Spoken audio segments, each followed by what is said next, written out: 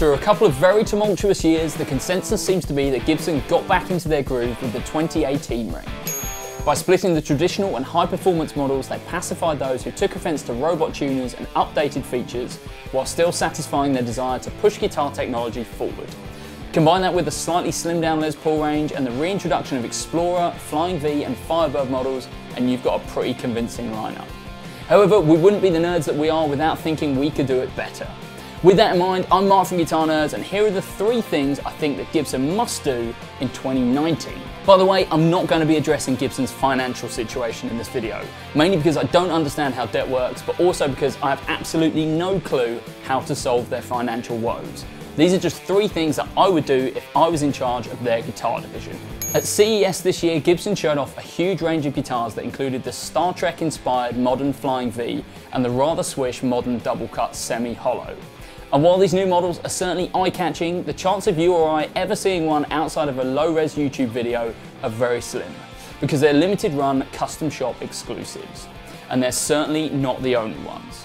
In fact, take a glance at the 2018 range on Gibson's website and you'll find that a decent proportion of the guitars listed are limited-run models, produced in the custom shop factory and are all priced north of $4,000.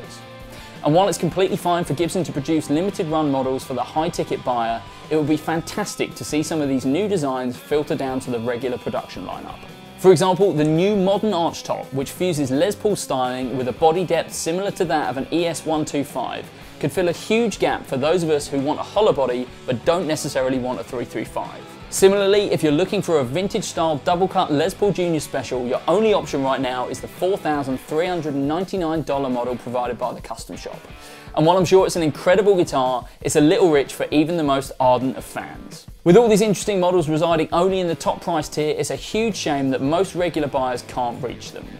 If Gibson was really looking to bring back consumers burned by the 2015 range, less custom shop exclusive guitars would be a huge step in the right direction.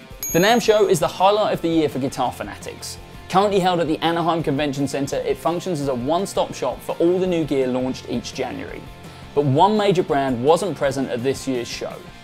Opting to attend the Consumer Electronics Show in Las Vegas 2 weeks earlier, Gibson did not exhibit at NAMM 2018.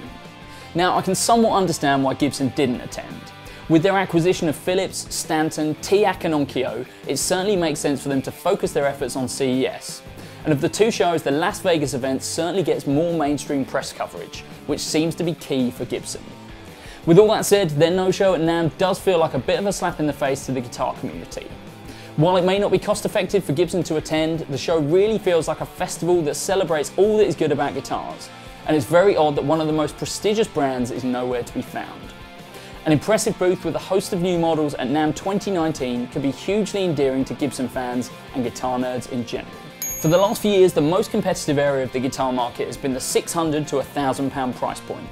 With brands like Chapman, Reverend and Music Man Sterling currently producing award-winning instruments at an affordable price point, it's a shame that Gibson is struggling to compete.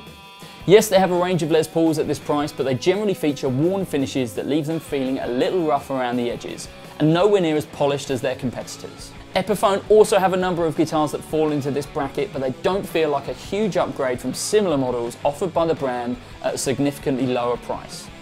So how can Gibson compete with these upstart brands? Return to Korea. Beginning in the 1980s and ending in 2002, Epiphone guitars were manufactured in Korea by a number of factories, including Samick, known for the quality of their workmanship.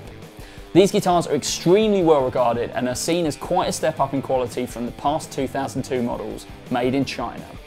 So I'm proposing that Gibson should return to using Korean factories, using either their Masterbuilt or Elitist branding to manufacture guitars starting at £599. And being the fantasy booking nerd I am, I've worked out exactly how I would reboot the Epiphone range factoring in Korean guitars. Starting with the Chinese-built Epiphones at $149, we kick off with the Les Paul and SG Basic models, equivalent to the current Bolt-On Special and G310 guitars. Up from there, we move on to the SG Standard and Les Paul Studio models at $249, traditional guitars without the trimmings. And at the top of the Chinese-built range would be the Les Paul Standard. Similarly to the current available models, this would be the ideal go-to for anyone looking for a sub £500 instrument. Now here's where things start to get fun. The Epiphone Masterbuilt series would open up at $599 with 2 Les Paul Jr. and Les Paul Special models for P90 fans. The best bit? traditional Gibson open book style headstocks on all Korean models. At $699 we have the Les Paul Studio and SG standard models with a 3 pickup custom SG at $799. And at the top of the Korean line I'm proposing 2 Les Paul models, the standard and traditional, with modern asymmetrical and chunky 50s necks respectively. Priced at $999, these top of the line models would include burst bucker pickups and a deluxe Epiphone gig bag. From there I would switch to a USA built line with Gibson on the headstock starting around $1299. This clear distinction between the Epiphone and Gibson ranges would clear up some of the problems Gibson currently have where the ranges cross over, while giving guitarists unable to break the £1,000 price point quality instruments with vintage correct looks. And that sounds pretty good to me. So there we have it, 3 things I think Gibson could improve moving into 2019. But what do you think they could improve? Let me know in the comments below. If you like this video, remember to leave a like and subscribe to the channel because we've got more videos coming very, very soon. Thanks very much for watching, we'll see you next time.